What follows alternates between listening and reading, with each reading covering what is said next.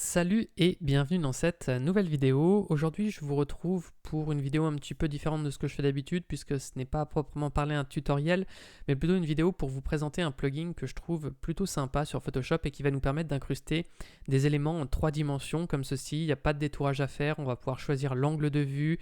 Bref, c'est un plugin que je trouve assez sympa et que je vais vous présenter ici.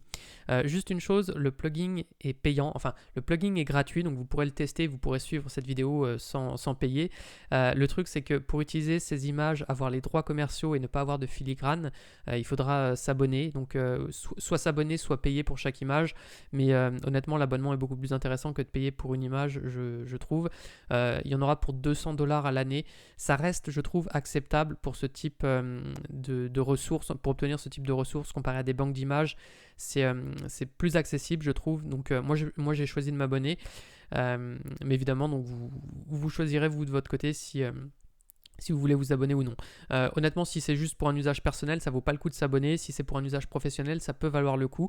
Comme je l'ai dit, donc vous aurez des filigranes sur les images, mais ça ne vous empêche pas de le tester et de l'utiliser pour des projets personnels si vous le souhaitez. Ce sera tout à fait faisable. Une précision aussi, donc le plugin ne fonctionne avec Photoshop que sur les dernières versions de Photoshop CC. Si vous êtes sur CS6, CS5, etc., ça ne fonctionnera pas. Par contre, vous pouvez toujours quand même récupérer les éléments en 3D puisqu'il y a un site web qui sert juste de banque d'images en fait. Donc c'est Pixel Squid. Vous allez dans la catégorie que vous voulez ou vous utilisez le moteur de recherche. Admettons que j'aille dans Art et Media. On va dessus. Alors, le chargement se fait, on peut récupérer, on peut cliquer sur un objet, donc il y en a vraiment toutes sortes. Je crois qu'il y en a à peu près 50 000, si je ne dis pas de bêtises. Et donc là, il y a un petit chargement qui peut se faire, mais ensuite, une fois que c'est fait, eh bien, vous voyez qu'on peut se déplacer sur notre objet et ensuite eh bien, on peut le télécharger au format PNG, PSD, etc. Moi je suis connecté là avec mon compte sur lequel je suis abonné, donc du coup je ne vois pas le filigrane, mais vous aurez un filigrane évidemment si vous n'êtes pas abonné. Il y a quand même, je crois, peut-être une vingtaine ou une trentaine d'objets qui sont gratuits. Peut-être que dans catégorie, il doit y avoir une catégorie gratuite ou quelque chose comme ça. Je le vois peut-être plus parce que je suis connecté, mais ou dans PNG Collection, mais si vous fouillez un peu sur le site, vous pourrez en voir quelques-uns qui sont gratuits, que vous pouvez tester complètement gratuitement sans filigrane. Donc vous pouvez choisir de les exporter avec ou sans ombre selon les projets sur lesquels vous travaillez. Donc voilà pour le site. En fait, ce que je veux surtout vous montrer dans cette vidéo, c'est le plugin qui est lié parce qu'en fait, on va pouvoir récupérer ces objets directement dans Photoshop et c'est ça que je trouve vraiment pratique.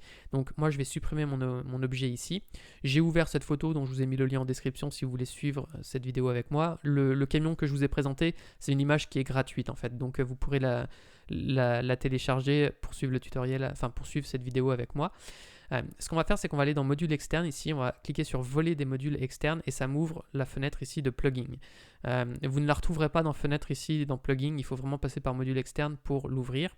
Et alors moi j'ai Pixel Squid qui est déjà installé, mais si vous ne l'avez pas, vous cliquez sur le petit menu ici, vous faites normalement afficher les plugins et vous avez en fait la fenêtre de Creative Cloud qui s'ouvre. Donc ça revient au même que si vous allez ici dans Creative Cloud en fait. Si je referme, si vous allez dans Creative Cloud ici, vous y avez accès. Donc par défaut vous êtes sans doute dans l'application, mais ensuite on va dans marché et là on a toutes sortes de plugins. Donc moi Pixel Squid apparaît ici, il est plutôt bien mis en valeur. Si vous ne l'avez pas, vous pouvez tout à fait taper ici Pixel Squid. Donc moi j'ai déjà téléchargé, mais si vous ne l'avez pas téléchargé, eh bien alors je vais refermer ça. Si vous ne l'avez pas téléchargé, vous pouvez... Non, c'est ici en fait qu'on va chercher Pixel Squid, je pense. Vous pourrez donc le télécharger et une fois qu'il est installé, il faudra que vous vous connectiez. Donc même si vous ne payez pas, il faut que vous créiez un compte dessus. Donc on clique dessus. Donc là normalement vous aurez une fenêtre qui vous demande de vous connecter, qui ouvre votre navigateur. Vous vous connectez sur le navigateur et ensuite normalement automatiquement vous êtes connecté sur Pixel Squid. C'est pareil, comme j'ai payé, du coup ici j'ai plus l'onglet gratuit, mais normalement vous aurez un onglet qui s'appelle Free en fait si vous n'avez pas réglé l'abonnement. Et du coup vous aurez dedans tous les objets qui sont gratuits, il doit y avoir 6-7 pages, quelque chose comme ça, ou même une douzaine de pages, je sais plus, avec plusieurs objets gratuits, dont le van que je vous ai montré il y a un instant. Alors moi je vais devoir le rechercher dans le moteur de recherche, donc je vais taper, je crois que c'était Ice Cream Van, j'appuie sur Entrée. Alors il y est plusieurs fois, je ne sais pas pourquoi, mais donc je vais cliquer sur celui-ci. Alors il y a un petit temps de chargement et là on voit qu'il apparaît déjà en petit. Donc ce que je vais faire, c'est que je vais faire Command T ou CTRL T sur PC. et je vais maintenir Shift et Alt enfoncé pour l'agrandir. Donc ils apparaissent toujours par défaut en très petit. Donc moi je vais l'agrandir comme ceci. Il est de face également, mais ensuite je vais cliquer ici. Vous voyez, je maintiens un clic et ensuite je peux le mettre sous l'angle que je veux. Donc moi je vais le mettre sur un angle qui correspond à peu près à ma photo. Et en fait, après, j'ai juste à attendre un petit peu et vous voyez, ça s'actualise. Alors ensuite, si je veux le déplacer, je prends mon outil déplacement et puis je vais le mettre à peu près où je veux sur ma composition. Je pourrais le réagrandir en faisant Command T ou Ctrl T sur PC. Je maintiens Shift et Alt enfoncé pour pas déformer et je le mets où je veux. J'appuie sur Entrée pour valider. Alors là, le truc, c'est que si je zoome, vous voyez qu'il n'est pas forcément très net. Donc je peux cliquer ici sur High et donc là, ça va me le passer en haute résolution. Et là, tout de suite, il est beaucoup plus net.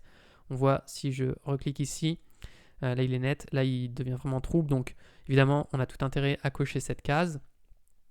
Par contre, ce qui peut être plus ou moins intéressant selon les projets sur lesquels vous allez travailler, ça va être de cocher ou non les ombres. En fait là vous voyez j'ai l'ombre portée qui est mise automatiquement et là je la décoche. Ici, pour pas m'embêter, je peux cocher on, mais après si vous faites des photomontages plus avancés, je pense que ce sera plus intéressant. Enfin moi je préfère décocher l'ombre et redessiner et créer mes propres ombres parce que c'est pareil, mais on peut pas décider en fait d'où vient l'ombre, dans quelle direction elle va, etc. Elle est un peu fake ici je trouve, donc ce sera plus intéressant je pense de redessiner ces ombres à chaque fois pour des photomontages vraiment plus réalistes. Mais disons que là on a notre objet qui est bien positionné par rapport à la perspective de notre image et on peut le placer voilà comme ceci. Si je le déplace un petit peu vers la gauche, ce qui est bien c'est que ici je peux peut-être le retourner encore un peu. Alors le truc c'est que contrairement à un vrai logiciel de 3D, il y a des sortes d'à-coups, donc on ne peut pas forcément avoir à chaque fois l'angle qu'on veut, donc on voit que là je suis obligé d'arbitrer un petit peu, je ne peux pas avoir un angle entre les deux. C'est peut-être le principal défaut de ce plugin. On ne peut pas naviguer dans tous les objets comme on le souhaite. Et il y a des objets pour lesquels il manque plus de vue que d'autres. En fait, il y a des objets, quand on fouille, je vous laisserai tester par vous-même, mais on a plus ou moins de vue. Donc ça peut être plus ou moins embêtant selon les objets qu'on a. Donc c'est pas non plus le plugin parfait. Pour autant, je trouve que pour pas mal de projets, il dépanne pas mal en fait et il peut vraiment permettre de gagner beaucoup de temps. Donc là, j'ai mon objet qui est comme ceci. Je pourrais en ajouter un autre. Alors après, je peux ressortir, faire autre chose. Et puis, donc on voit que je peux ressortir de mon image. Mais si à un moment donné, je me dis, ah, finalement, j'aimerais mettre mon camion dans un autre sens, en fait, je resélectionne mon calque. J'ai le panneau Pixel Squid qui est ouvert. Donc après, Pixel Squid, je peux tout à fait l'incruster ici dans ma barre en fait dans ma barre de panneaux en fait et j'y ai accès comme ceci et puis à tout moment en fait je peux voilà si je veux que le camion aille dans l'autre direction et bien hop là je le change comme ceci et maintenant alors il faut attendre un petit peu que le chargement se fasse et voilà maintenant il part dans l'autre direction. Donc je vais faire commande Z. Alors non, si je fais commande Z pour annuler, ça ne fonctionne pas, donc il faut plutôt le reprendre et le remettre dans la direction qu'on veut. Donc là, je vais le remettre comme ceci. Donc après, on peut ajouter évidemment d'autres objets. Alors je ne sais pas ce qu'on pourrait ajouter, mais admettons qu'on veuille mettre... alors tout le moteur de recherche est en anglais, mais admettons que je veuille mettre un cheval par exemple. Je vais prendre un cheval. Alors je ne sais pas, je ne l'ai pas du tout testé celui-ci. Donc il va apparaître en tout petit au milieu. Et donc pareil, je vais faire Command T ou Ctrl T sur PC pour l'agrandir. Je maintiens Shift et Alt enfoncé. On va le placer à peu près comme ceci. Et je vais ensuite retoucher son angle de vue pour qu'il corresponde à ma scène tout simplement. Je vais mettre également Eye ici. Donc là, c'est le genre d'objet, vous voyez, celui-ci, je ne peux pas tout à fait le mettre exactement là où je veux. Donc des fois, il faudra arbitrer un peu parce que il va me manquer un angle de vue. En fait, on le voit directement de 3/4. Voilà, j'ai pas la possibilité entre cette vue-là et cette vue-là d'avoir une vue, donc c'est un petit peu dommage. C'est ce qui arrive pour certains objets, donc après, à nous de voir comment on fait notre composition. Mais ici, du coup, il correspondrait mieux en termes de perspective à un placement ici, ou alors sinon, il faudrait que je le mette de face ici, en fait. Donc admettons que je le mette ici et que je le mette dessous, voilà, ça nous fait quelque chose comme ça. Bon, je vais le supprimer ici, je vais garder juste mon van. Alors, je vais également refermer le panneau Pixel Squid, donc ça, je vais le supprimer. Évidemment, quand je mets l'objet comme ça, il se peut aussi qu'il ne corresponde pas à ma scène, donc en fait, là c'est pareil, c'est un objet dynamique, donc si je double-clique dedans, je peux aller le modifier là-dedans, mais je pourrais également choisir de faire un clic droit, de le pixeliser. Évidemment, si je le pixelise, j'aurai plus la possibilité ici si je le modifie en fait ici, il va plus s'actualiser parce que je l'ai pixelisé mon calque. Donc vous voyez ici il se passe plus rien maintenant.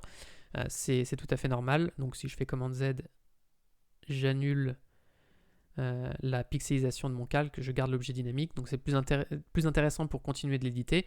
Et puis à tout moment, je peux créer par exemple un calque de réglage. Donc admettons que je crée un calque de courbe. Je vais faire clic droit, créer un masque d'écrêtage. Donc ça, c'est quelque chose qu'on aura besoin souvent parce que là, l'objet, il est incrusté de manière brute, mais dans des compositions plus complexes, il faudra souvent les retoucher, ou même pour des questions créatives, parce que c'est pas forcément intéressant de récupérer un objet tel quel. Peut-être qu'on peut être amené à modifier ses couleurs, peut-être qu'on pourrait être amené à masquer tous les petits dessins qu'il y a dessus pour notre projet, parce qu'on ne veut pas justement des icônes de glace.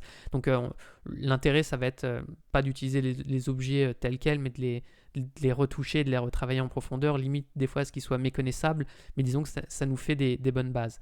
Et donc après, je peux, vous voyez ici, ce qui conviendrait bien, je pense, c'est de le recontraster un peu. Donc vous voyez, je vais créer une courbe comme ceci, avec ce calque, et si je masque et démasque, c'est très léger, c'est très subtil, mais c'est le genre de choses qui va nous permettre d'incruster un peu mieux notre élément dans notre scène. Donc voilà, je m'arrête là pour cette vidéo. C'était tout ce qu'il y avait à vous montrer sur ce plugin. Donc là, je pourrais me remettre sur Add New Object si je veux remettre quelque chose d'autre. Il y a énormément d'objets, donc je vous laisserai fouiller par vous-même. Testez-le honnêtement gratuitement avant de l'acheter, ça sert à rien de l'acheter comme ça. Si vous êtes amateur et que vous travaillez juste sur des projets personnels, ça sert à rien de le payer. Par contre, si vous êtes professionnel et que vous créez souvent des photomontages ou des affiches, enfin que vous avez besoin de ressources et d'éléments pour incruster dans vos compositions, en termes de créativité, ça peut être pas mal pour vous donner accès à de nouvelles ressources, et puis ensuite ça peut également vous permettre de gagner du temps. Donc voilà, c'est un plugin que je trouve plutôt assez intéressant, et c'est pour ça que je voulais vous le présenter. Donc j'espère que cette vidéo vous aura plu. Si c'est le cas, je vous invite à mettre un like et à vous abonner à la chaîne. Et j'en profite aussi pour vous dire que j'ai créé une formation offerte de 3 heures pour vous aider à débuter sur Photoshop. Si ça vous intéresse, vous avez juste à cliquer sur le lien qui est dans la description. Sur ce, moi je vous dis à bientôt pour une prochaine vidéo.